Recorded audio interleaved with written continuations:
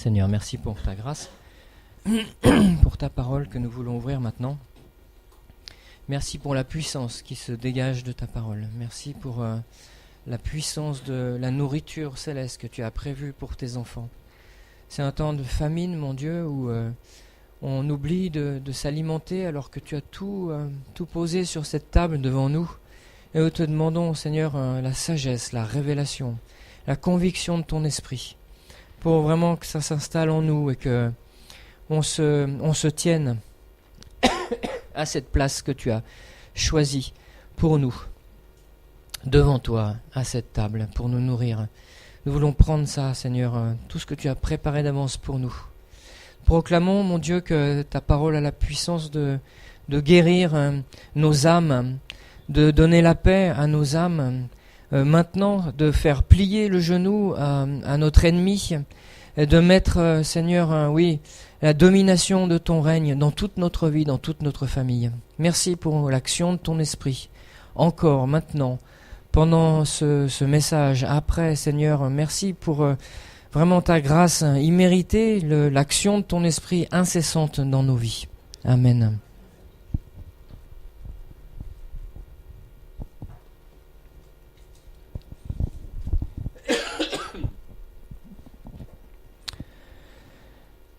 Je vous propose de prendre vos Bibles et de les ouvrir dans le livre d'Ézéchiel. Pardon.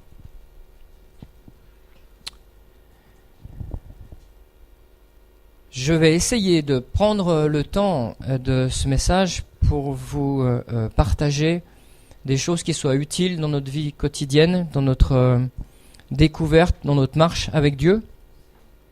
Je pense qu'en ce qui concerne les petites confiseries et les petits encouragements, vous faites ça tous les jours.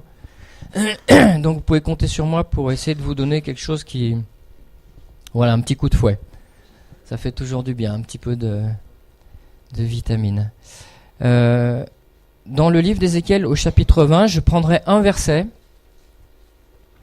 C'est une déclaration que l'Éternel fait par l'intermédiaire de son prophète. Et dans le chapitre 20 et au verset 6, Dieu dit, en ce jour-là, il parle du temps passé, du moment où il a conduit Israël en dehors d'Égypte. En ce jour-là, j'ai levé ma main vers eux pour les faire passer du pays d'Égypte dans un pays que j'avais cherché pour eux, un pays où coule le lait et le miel, le plus beau de tous les pays. Voilà, je voudrais vous parler du plus beau de tous les pays ce matin. Je ne vais pas vous parler d'Israël, qui est physiquement et géographiquement le plus beau de tous les pays, mais je vais vous parler de quelque chose de plus spirituel. C'est assez intéressant de noter que cette expression est assez rare dans la Bible. On la trouve seulement chez Ézéchiel et chez Daniel à 3 reprises. Cette expression qui dit le plus beau de tous les pays, quand même c'est le plus beau de tous les pays. Elle est assez rare, donc elle est donnée à 2 prophètes qui sont des prophètes de l'exil, et justement à une époque où Israël est perdu, justement, où le plus beau des pays est perdu. Comme si, en fait, on se rendait compte de la vraie valeur des choses que quand on les perd.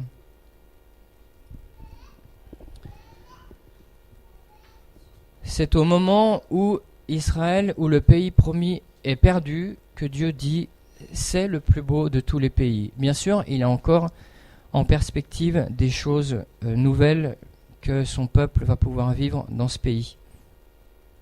Alors je fais une courte introduction sur la partie au premier degré, si vous voulez. Cette expression, donc, un pays où coule le lait et le miel, elle est souvent employée dans la Bible, dans l'Ancien Testament. Je crois que la première fois, c'est dans Exode au chapitre 3, quand Moïse rencontre Dieu sur la montagne, au moment où Dieu lui parle au travers d'un buisson. Vous connaissez certainement cette histoire. Et Dieu lui dit, j'ai vu la misère de mon peuple, je suis descendu pour le délivrer de la main des Égyptiens et pour le faire monter de ce pays vers une terre fertile et vaste, une terre où ruisselle le lait et le miel. Voilà, alors pourquoi le lait et le miel? Tout simplement parce que c'était à cette époque-là, d'abord au Moyen-Orient, on emploie encore cette expression quand on parle d'un endroit de fertilité et où il fait bon vivre, mais c'était une illustration de ce que Dieu avait préparé d'avance pour eux, un endroit où il ne manquerait de rien. Dans le Deutéronome, au chapitre 8 et au verset 9, il est dit textuellement cette phrase: « C'est un pays où tu mangeras du pain avec abondance et où tu ne manqueras de rien. » Alors, en filigrane de ce que je suis en train de vous dire sur ce qui est arrivé à Israël à cette époque-là, il faut que vous entendiez aussi la petite musique du Saint-Esprit qui vous dit que ce pays promis, il a quelque chose à voir avec ce que Dieu nous donne à nous. Vous voyez ? On n'est pas sorti d'Égypte et on n'a pas traversé un désert physique pour traverser un Jourdain physique pour rentrer dans un pays le plus beau de tous les pays où coule le lait et le miel. Mais en même temps, si on a à être délivré de tout un tas d'esclavage pour traverser aussi un désert et puis franchir une frontière comme le Jourdain et puis rentrer dans un pays, le pays de la promesse, le pays de la bénédiction. Hein, vous l'entendez cette petite musique. Pour eux, cette image de lait et de miel que Dieu va souvent employer, il fallait que ça leur parle au premier degré. C'était un peuple de pasteurs, et si c'était un pays où coulait le lait, ça voulait dire que leurs troupeaux prospéraient et qu'ils auraient en abondance de tout ce dont ils avaient besoin. Ça voulait dire que dans ce pays, ils trouveraient ce qu'il faut pour obtenir tout ça. Il y aurait les pâturages, il y aurait l'eau, en dépit du fait que c'est un endroit désertique. Et en ce qui concerne le miel, on pense, c'est une référence au sucre, ce cher sucre qui nous est si cher, et c'est une référence au sucre, probablement, très probablement, à la sève des palmiers dattiers, je me suis renseigné avant de vous dire ça, et au sirop de date. Voilà, dans ces pays-là, au Moyen-Orient, le seul moyen d'obtenir du sucre, c'est par ce moyen-là. Si vous êtes en Guadeloupe, c'est la canne à sucre. Si vous êtes en Amérique du Nord, c'est les cactus qui donnent de l'eau. Ici, ce miel, ce sucre, on ne le trouve que par ce moyen-là. C'était des gens qui étaient des nomades. C'était pas des gens qui étaient sédentaires, ils bougeaient tout le temps. C'était des étrangers. Quand vous lisez l'histoire d'Abraham, vous vous rendez compte qu'il n'a pas arrêté de bouger. Il n'a jamais été chez lui. On appelle ça des apatrides. Ils n'ont pas de patrie, pas de nation. Des étrangers et des forains sur la terre, comme il est dit dans l'épître aux Hébreux au chapitre 11. Alors, rapidement encore, le lait et le miel, il y a toute une symbolique spirituelle aussi dans la Bible. Vous la connaissez, hein. Vous savez que dans l'épître de Pierre, la première épître de Pierre au chapitre 2 et au verset 2, on nous dit « Désirez ardemment comme des enfants nouveau-nés le lait spirituel et pur, afin que par lui vous croissiez pour le salut, le plein salut, si vous avez goûté que le Seigneur est bon. »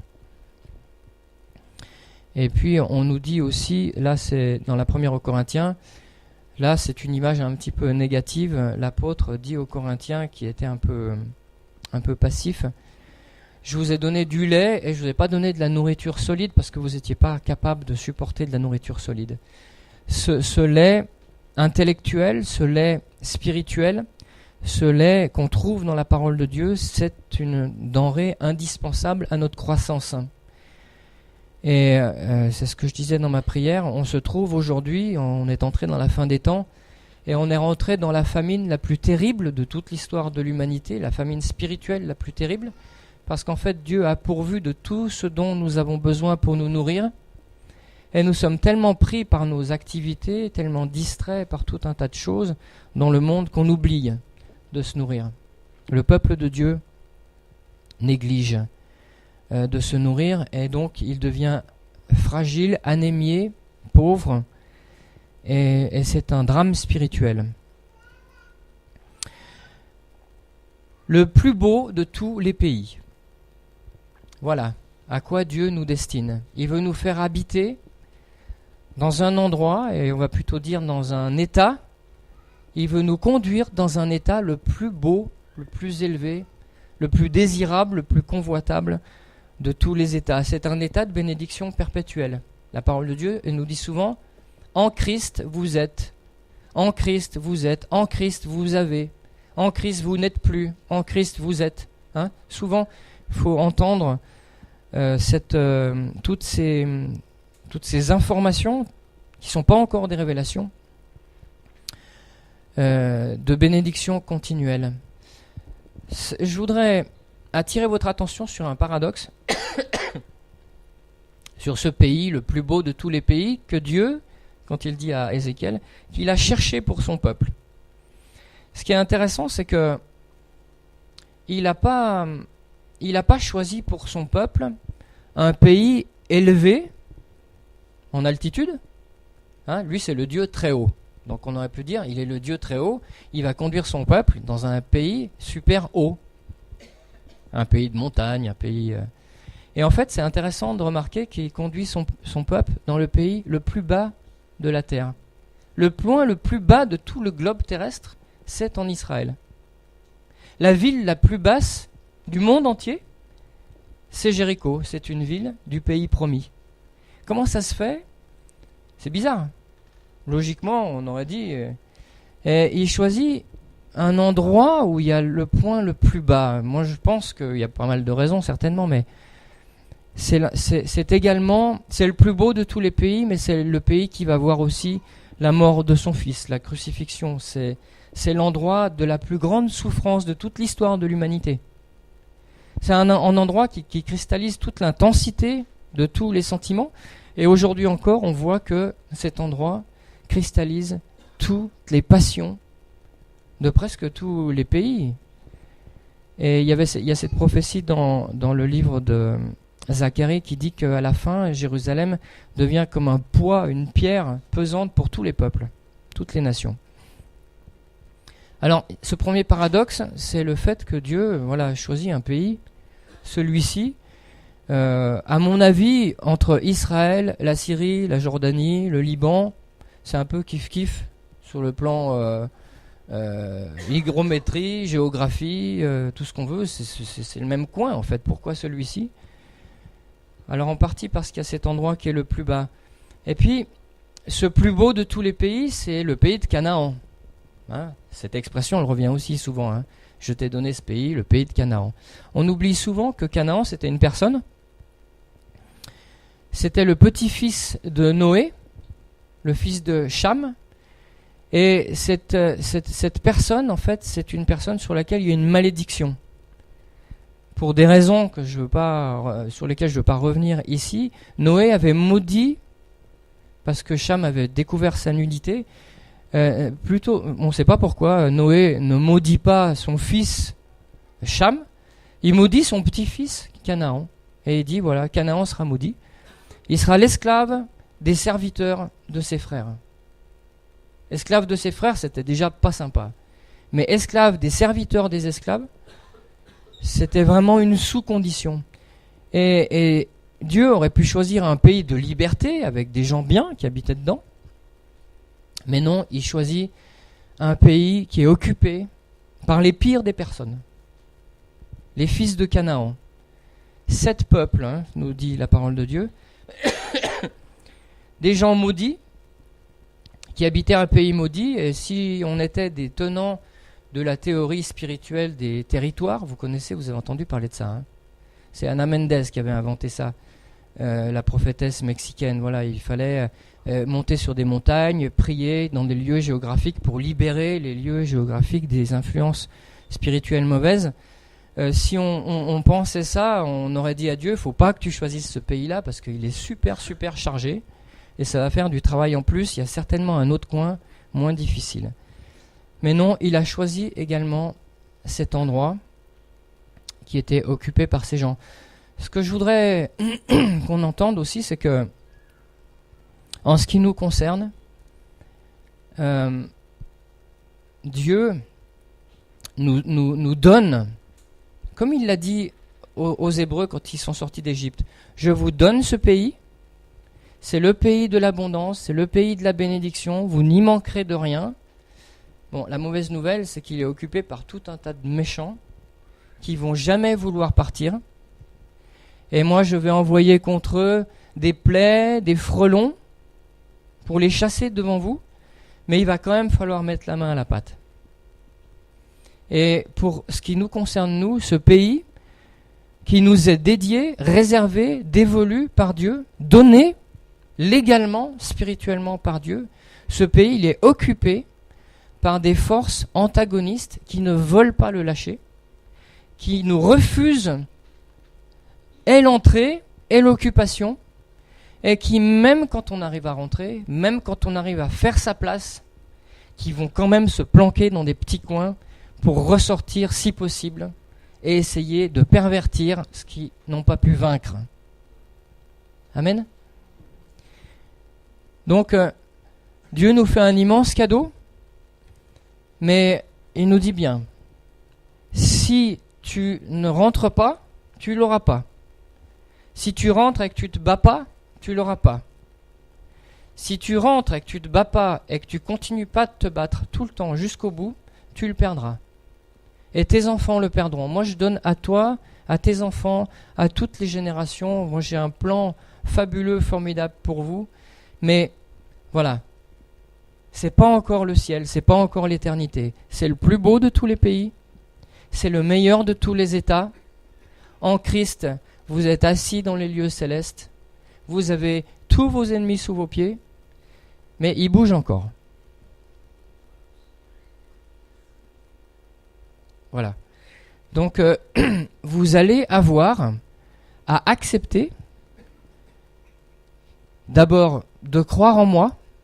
Quand je vous dis que ce pays, que cet État, c'est un bon État, c'est un bon pays, et que vous, en faisant une analyse sommaire des avantages et des inconvénients, vous trouvez plus d'inconvénients que d'avantages, alors je serai en colère si vous n'entrez pas. Relisez l'histoire complète dans l'Exode, avec ce genre de clés. Et vous verrez combien... C'est pour ça que la parole de Dieu est absolument fabuleuse et prodigieuse. C'est comme un Rubik's Cube, c'est tridimensionnel. Et tout ce qui est vrai pour les Hébreux qui sortent d'Égypte, au détail près, est interprétable et applicable dans ma vie et dans notre vie. Tout. Obéissance, désobéissance, promesse, échec, réussite, succès, tout. Et vraiment, je vous encourage, puisque c'est l'été et que vous ne savez pas quoi choisir comme livre pour aller lire sur la plage, prenez le livre de l'Exode. Prenez pas la Bible, c'est un peu gros, dans un sac de plage. Trouvez-vous l'Exode et lisez le livre de l'Exode. D'abord, ça se lit comme un roman. C'est plein d'action, c'est plein de vie. Donc, nous sommes, nous, invités, au même titre qu'eux, à rentrer dans notre héritage. On chante et on prie et on lit que Christ a tout accompli pour nous, c'est vrai, mais ça, il ne l'accomplit pas.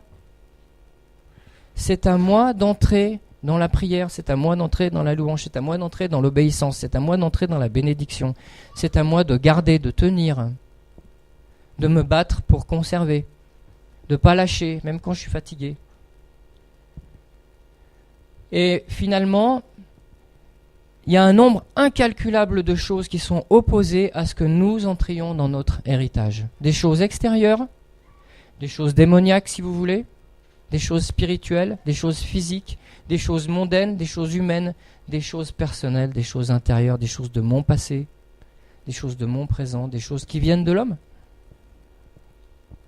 Et c'est difficile, c'est compliqué, surtout si on ne s'alimente pas.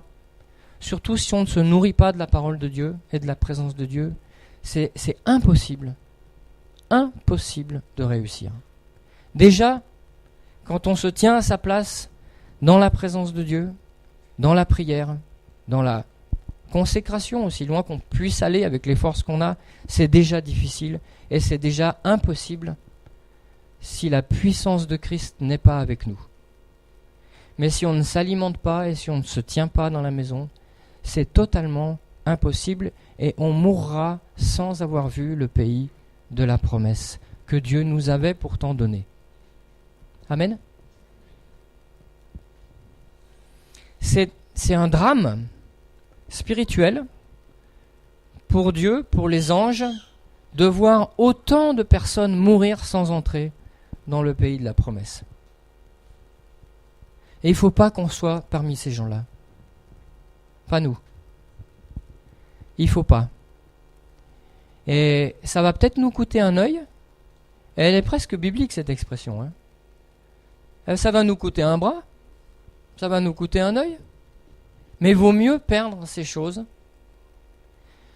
Le plaisir qu'on a, ou la peur qu'on a. Et c'est vrai que dans ce pays, il y a tout ce qu'on veut. Il y a des ennemis, il y a les enfants de Canaan, il y a des géants. Et puis il y a la propre projection de nos propres peurs. De ne pas y arriver, de tout ce qu'on veut. Je ne vais pas faire la liste, ça serait trop long. Ce plus beau de tous les pays, pour les enfants d'Israël, c'était quelque chose, évidemment, qu'ils n'ont pas pu percevoir la dimension que ça a pour nous. Pour eux, c'était juste un endroit physique où, enfin, ils allaient pouvoir entrer en possession d'un endroit, y habiter et y être légitime. Et ça aussi, c'est quelque chose, la légitimité spirituelle, qu'on n'a pas encore compris, qu'on a du mal à saisir, et qui fait que Dieu voudrait qu'on entre dans un endroit et de dire « c'est à moi, je suis la personne qui doit posséder cet endroit ». De paix, pour que toutes mes peurs s'en aillent, que l'assurance vienne, des choses qui nous manquent tous les jours, à plus ou moins, dans une plus ou moins grande proportion. Finalement, quand on y réfléchit bien, ce plus beau de tous les pays, ce plus beau de tous les États, on entend beaucoup parler dans les messages d'un certain christianisme de doctrines qui tournent autour de la prospérité, qui nous disent, voilà, si vous donnez, vous recevrez, si vous donnez beaucoup, vous recevrez beaucoup. Aussi des messages qui nous parlent de la vie de victoire, voilà, si vous louez, vous serez victorieux. La victoire sur vos ennemis. On entend parler de tout un tas de messages comme ça, qui sont un peu les fruits de l'arbre que Dieu veut nous donner, les fruits de l'état que Dieu veut nous donner. Mais ce qui nous manque, c'est de nous retrouver dans la même situation que les enfants d'Israël, c'est-à-dire se retrouver devant le Jourdain. C'est quelque chose qu'on a tous vécu ou qu'on vit tous, et que Dieu nous dise, voilà, tu traverses et c'est de l'autre côté et c'est tout à toi. Et comme je disais tout à l'heure, de dire, écoute, c'est la mauvaise saison pour le Jourdain, c'est exactement ce qui s'est passé pour eux. Il y a beaucoup trop d'eau. Moi, j'ai rien contre le fait de traverser le Jourdain, je suis même complètement d'accord avec le fait de traverser le Jourdain, mais pas aujourd'hui, pas à cette saison. Et finalement, si je réfléchis bien, je suis pas en train de désobéir à Dieu. Je n'ai pas dit non. J'ai dit oui, mais pas tout de suite. Donc, ça va. Je peux faire un pas en arrière, réfléchir, prendre le temps, attendre que l'eau baisse, et puis dès que l'eau baisse, hop, j'y vais. Et ce qui est intéressant quand vous lisez le texte de l'Exode, c'est que c'est pas du tout comme ça que Dieu le voit. Parce que ça, c'est la gestion du vieil homme. C'est l'obéissance du vieil homme, il gère en fait. Voilà, Dieu dit c'est maintenant, on dit non, pas maintenant, c'est plus tard parce que là c'est trop difficile. C'est même pas que c'est difficile, c'est que c'est impossible. Comment veux-tu que je fasse, Seigneur ? Et en fait, on voit bien dans toute l'histoire que effectivement il y a trop d'eau, mais ce que Dieu veut, c'est que on rentre dans l'eau. Et quand les sacrificateurs qui portent la présence de Dieu mettent le pied dans l'eau, c'est là, à ce moment, que l'eau recule. Et ils vont rentrer et l'eau va reculer, ils vont rentrer, l'eau va reculer, ils vont rentrer, l'eau va reculer. Et ils vont passer à sec, pas à gué, à sec, comme la mer Rouge s'est reculée aussi. La leçon, c'est quoi? C'est que moi, ma doctrine, ma philosophie, ma théologie, c'est que je suis d'accord pour faire tout ce que Dieu veut. Mais voilà, pas ce qui est impossible quand même. Et voilà, là il y a une séparation entre l'Esprit de Dieu et moi, et je glisse dans la religion, je glisse dans la relation avec Dieu que je gère, j'y vais quand je décide, et j'y reste le temps que j'ai décidé, je donne ce que je veux, je gère. Et quand c'est moi qui gère Dieu, alors on rentre dans un schéma spirituel que moi j'appelle le schéma du veau d'or. C'est-à-dire que j'ai toujours le Dieu qui a le nom correct, c'est toujours l'Éternel qui a sauvé Israël de l'Égypte, etc. Par contre, je lui donne un visage animal, humain, c'est-à-dire mon visage. C'est une projection de moi, en fait. Vous voyez ce que je veux dire? C'est important, hein? C'est très, très, très important. Et en moi, il y a une partie animale. On sait que le Nouveau Testament nous explique ça. Hein. Il y a l'homme animal, l'homme charnel, l'homme spirituel, etc. Galates 5 nous dit l'esprit et la chair sont opposés en vous pour que vous fassiez pas ce que vous voulez. Hein. Il y a l'esprit de Dieu en vous qui a des désirs d'obéissance, de marcher, puis il y a aussi la chair qui a d'autres impératifs, d'autres contraintes. Et donc, ce que Satan n'a pas réussi à empêcher par la conversion et par l'action de Dieu sur ce pharaon, sur le mal qui a été obligé de lâcher, de libérer de l'esclavage, mais finalement, c'est au travers de l'homme que ça va se faire tout seul. Si les Hébreux ont tourné 40 ans dans le désert, c'est parce qu'au moment d'entrer, où Dieu leur disait « c'est maintenant », ils ont dit « non, il y a trop de monde, il y a des géants, on n'y va pas ». Il a dit « d'accord, 40 ans de désert, où je tourne, où je chante des chansons, en souvenir du temps où il chassait tous mes ennemis, etc., où je chante des chansons, où je proclame par la foi ce qu'il fera si jamais j'y vais. Vous voyez ? Et finalement, on est dans le rêve et l'illusion la plus totale. Et on s'entretient les uns les autres, parce qu'évidemment, la faiblesse appelle la faiblesse. Vous comprenez ? On se rassure. On ne va pas se frotter avec des gens qui ont énormément de foi, parce qu'évidemment... Alors, voilà. Donc ce que je voudrais qu'on puisse ressentir avec ce plus beau de tous les pays, ce plus beau de tous les statuts spirituels, c'est qu'il n'y a qu'une seule porte, et c'est vrai que c'est une porte impossible, et c'est vrai qu'il y a un coût exorbitant, mais que c'est le seul endroit de passage. Voilà. C'est un Jourdain, et entrer, ça implique énormément de choses par rapport à tout ce que nous sommes. Et on sent bien que l'angoisse nous étreint avec sa petite main griffue et qu'on a peur, en fait, de devenir autre que ce que nous sommes aujourd'hui. On s'est habitué à être ce qu'on est. On a nos... Et Dieu nous entraîne toujours dans l'inconnu, de révélation en révélation, de progrès en progrès, de gloire en gloire. Mais ça ne pourra jamais être une gloire qui revient à l'homme ou dans laquelle l'homme a quelque chose à voir. Ça sera toujours une gloire qui repose sur lui. C'est par lui que je suis sorti d'Égypte, c'est par lui que j'entre en Canaan, et je dois juste harmoniser ma volonté avec la sienne.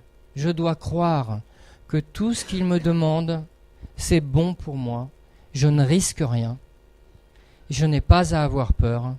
J'apprends le psaume 91 par cœur et je me le passe le matin et je le mange et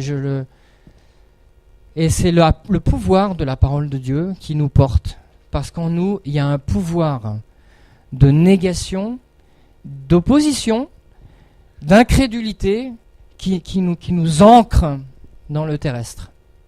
Amen. Ça va ? Vous me dites, hein.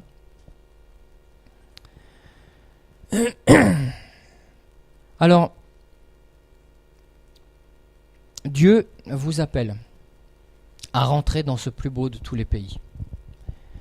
Le pays où on devient légitime, possesseur de ce qu'il nous a donné. Possesseur de ce qu'il nous a donné. Pas en puissance, possesseur de ce qu'il nous a donné. Ça implique aussi que tout ce qui est mal à ses yeux, ça doit devenir mal à mes yeux. Même jusqu'à devenir bête, c'est pas un problème. Je pense que dans le ciel, on nous reprochera moins d'avoir été bête en ayant catalogué le mal, que si on a encore une fois géré et qu'on s'est dit, bon ben ça c'est à moitié bête, ça c'est un quart bête, ça c'est moitié mauvais, ça c'est un quart mauvais, et puis je gère. Rappelez-vous de cette image. Le christianisme qui gère, c'est une religion, ça n'est pas une relation, et c'est une religion qui défigure l'Éternel, qui lui donne un visage animal, un visage humain. Et ça ne l'empêche pas du tout de rendre un culte à ce Dieu. Relisez l'histoire du veau d'or, vous allez la trouver dans l'Exode, puisque vous allez lire l'Exode, et vous verrez qu'avec le petit décodage, ça correspond totalement à ça. Alors je vais terminer sur une note en faisant parler la parole de Dieu. Dans ce chemin, parce que nous sommes en route, nous sommes en exode, nous sommes en train de quitter le pays de l'esclavage. Est-ce que vous avez encore des esclavages? Oui, moi aussi j'en ai. On a encore des trucs qui traînent. Il y a des choses qui sont accrochées plus profondément que d'autres. Et Dieu le sait. Et c'est intéressant aussi de voir que dans ce pays, il aurait pu les faire rentrer en 3 jours. Mais il leur a fait faire un long détour. Pas les 40 ans, hein. D'abord un long détour. Parce qu'il y a des choses à assimiler et on ne peut pas les assimiler tout de suite. Il y a un point à faire avec nous-mêmes, avec Dieu. Qu'est-ce qu'on veut, comme on est en train de faire en ce moment. Et la parole de Dieu est là pour nous éclairer et pour nous nourrir. Et en chemin, ce que nous avons à privilégier, les étapes qu'il ne faut pas rater, c'est les étapes de Dieu, avec les propositions de Dieu. Où il nous dit, voilà, là, ça tu peux lâcher, là tu peux rentrer. Fais-le maintenant. Et la fenêtre de tir est courte. Satan nous dit, t'inquiète pas, reste là un moment, Dieu va pas s'envoler, prends ton temps. Il y a des fenêtres de tir qui sont extrêmement courtes. Quand vous sentez qu'à l'intérieur de vous, vous êtes porté par une décision qui va vers le bien, la libération, la sanctification, quand vous sentez que la fenêtre s'ouvre, sautez tout de suite, sans réfléchir. Demain, c'est trop tard. Demain, la marée est remontée et c'est fini, vous êtes reconvaincu que c'est pas la peine. Amen. Je sens qu'il y a du vécu là. C'est bien. Alors, nourrissez-vous de la parole de Dieu. Je vous lis quelques versets, puis on conclura là-dessus. Qui nous aident, moi qui m'aide en tout cas, dans Éphésiens 2,19 par exemple. Il y a tout un tas de passages que moi je relève qui me parlent, parce qu'ils me disent tout ce que je ne suis plus. En dépit du fait que je peux trouver encore en moi des traces de certaines choses, ou la présence de certaines choses, néanmoins, la parole de Dieu me dit, vous n'êtes plus des gens du dehors, mais vous êtes concitoyens des saints. Vous êtes des gens de la maison de Dieu. Vous avez été édifiés sur le fondement des apôtres et des prophètes, dont Jésus-Christ lui-même est la pierre angulaire. Dans la première aux Thessaloniciens, au chapitre 5 et au verset 4, le Saint-Esprit nous dit « Vous n'êtes pas dans les ténèbres, vous n'êtes pas des ténèbres, pour que le jour de la résurrection vous surprenne comme un voleur. Vous êtes des enfants de la lumière, vous êtes des enfants du jour. »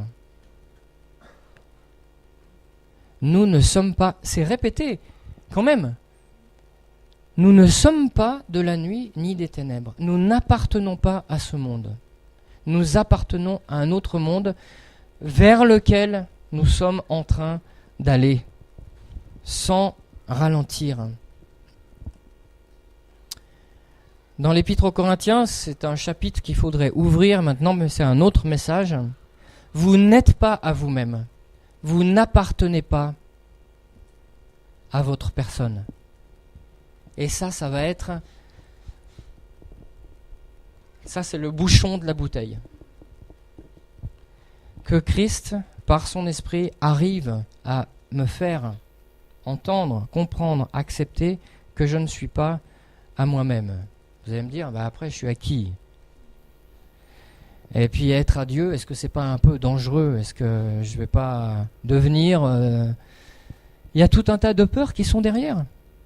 Et toutes ces peurs, elles sont exactement comme des personnes, comme des peuples qui nous empêchent d'aller jusqu'à cet arbre de vie et de prendre ce qui est à nous. Si vous étiez du monde, le monde aimerait ce qui est à lui. Mais vous n'êtes pas du monde. Je vous ai choisi du milieu du monde et à cause de cela, le monde vous haïra. Et dans Romains 8, 12, frères, nous ne devons rien à la chair pour vivre selon la chair. C'est pas vrai ce qu'elle nous raconte. Tout ce qu'elle nous dit dans notre conscient, dans notre inconscient. Vous ne devez rien à la chair pour vivre selon la chair. Vous ne devez rien à la chair pour vivre selon la chair. Je veux dire, même manger, à la limite. Voilà. Le problème qu'on a quelquefois pour jeûner, c'est que la chair nous dit non.